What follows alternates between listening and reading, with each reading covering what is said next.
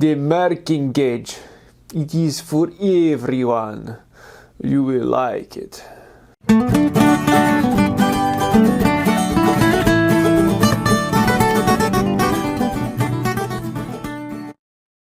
It used to be that a marking gauge was the prime way that you would mark out a board or lay out any joinery or cutting marks you would want to make. It is a tool that is very accurate.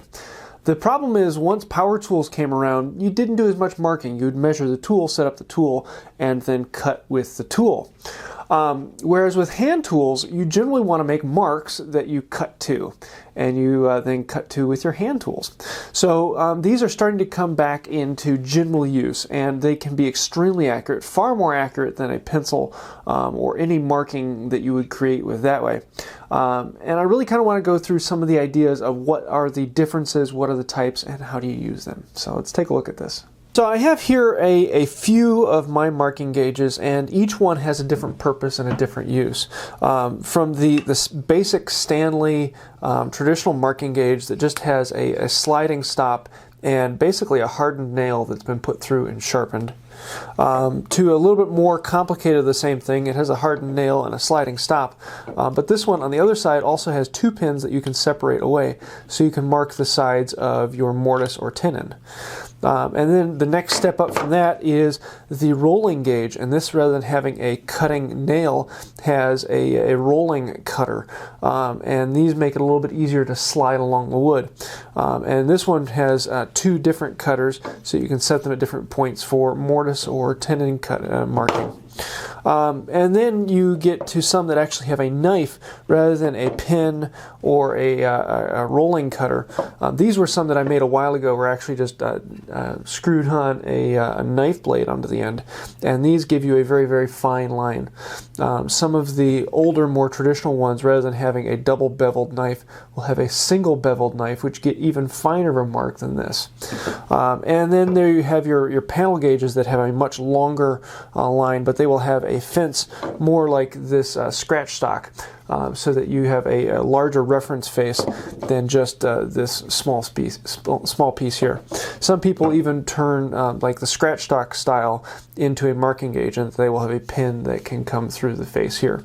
So how do you use these, and what are the different uses for them? Now, we all know a marking knife will give you a far, far finer point than any pen or pencil could ever give. A pen or pencil always has a thickness to the line, so you're never quite sure, do you mark on one side of the line or the other side of the line or down the middle, whereas a knife gives you a dedicated fine cut. And particularly with like this X-Acto knife, there's a double bevel, so there's a bevel on both sides of the blade. So when you make a cut, you have a fine mark in the middle, but then you have a bevel on either side. So even this doesn't give you quite a definite location for a cut.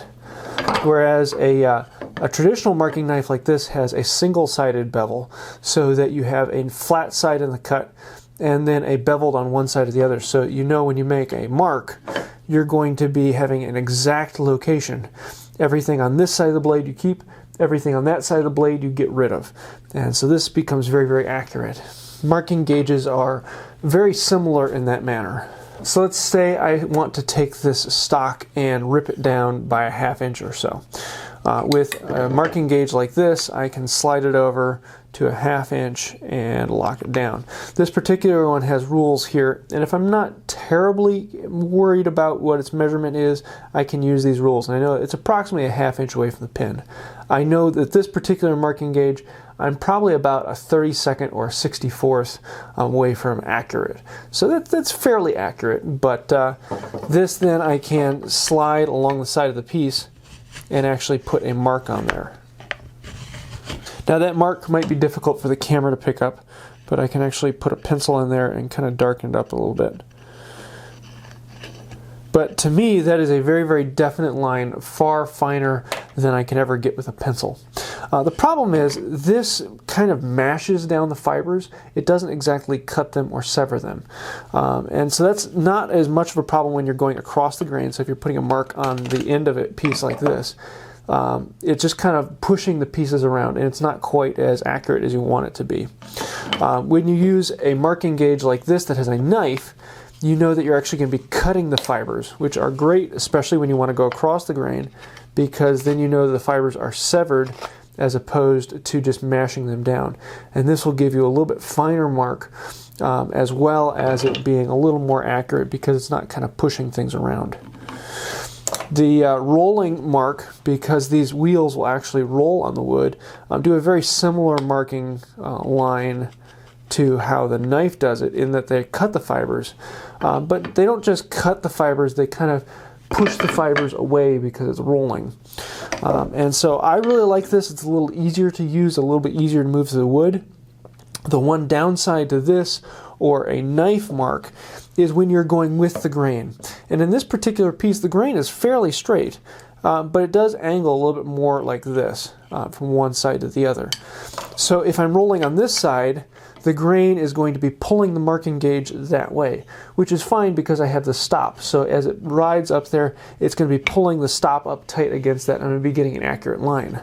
But if I'm marking up this side, and I start rolling, it might catch the grain, and the grain would push it away, and my line would no longer be accurate as it comes farther out. And so sometimes these rolling marking knives tend to catch the grain. The knives specifically, particularly when they are riding in the grain, they will slide with the grain quite a bit. So you have to be very, very careful if you're using that. That's one of the great uses of a pin marking knife, is that these don't tend to ride with the grain as much. They just kind of scratch it away. So even when riding up the grain, I can still get a fairly accurate line. The other thing particularly I'm going to want to do when making a mark is I'm not just going to want to mash it in and try and make a good hard mark right off the bat, because that's putting a lot of force into the wood and you're going to have a tendency to be moving your hand around. What I'll do is I'll make a light pass, just focusing on keeping the fence against the stock, and then I'll come in a little heavier and mark it down. If I still need a little deeper, then I'll come back in even heavier. And that mark you made holds the blade in place, so it's not going to have a tendency to move around as much. So light, medium, and hard, just like you'd use with a marking knife, to give you a nice clean line. Another great benefit to a marking gauge, particularly a mortising gauge, has these two pins. So what I can do is I can loosen this up, and I can set those pins to be the exact width of my chisel, and then I can slide my stop to where I need it to be and lock it all down. Normally I would take a little bit more time to make sure that it's a little more accurate, but now I know that I can put my reference side of the stock up against the fence, and then I'm going to make two marks side by side that are the exact width of my chisel. So when I'm going to make my marks, I keep the board tight up against the fence, and I don't want it to be straight up and down like that. I want to lean it slightly, so if I'm pushing, it's kind of trailing behind. Especially with these points, it just makes it a little bit easier to push.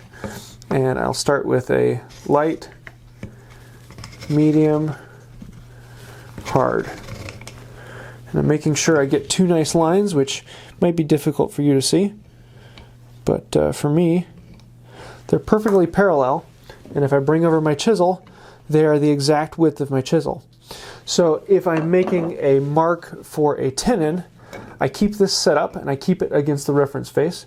I always put a piece of tape on my reference face. So if I'm working on a surface, I know that this is my reference face, not this side. So I'm always measuring and marking off of that side. I don't turn it around to mark off of the other side.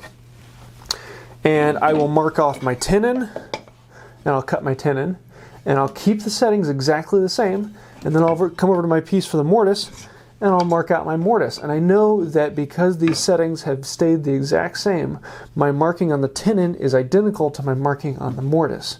And so when I cut them out, I can just be a little biased to one side of the line or the other, depending upon if I'm cutting the mortise or the tenon. And I know that my mortise and tenon are going to be very, very close, if not dead on accurate. So a mortising gauge like this can be very useful.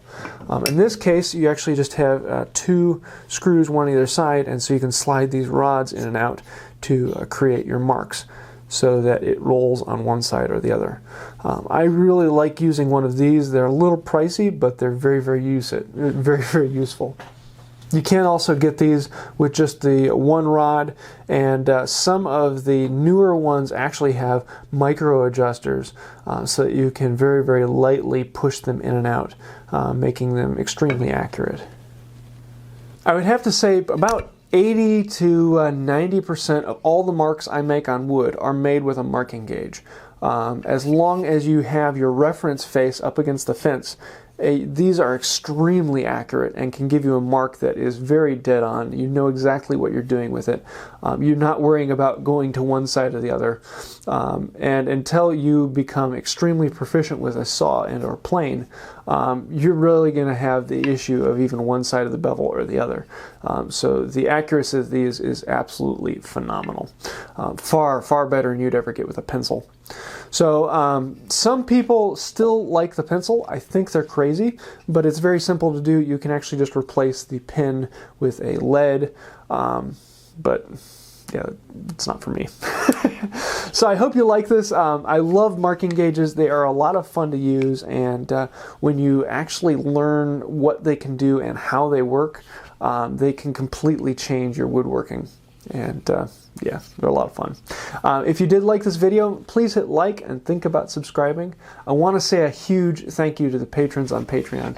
You guys are just phenomenal and an incredible encouragement to me, so thank you for that. If you liked the video, you might like one of these other two. And until next time, have a wonderful day.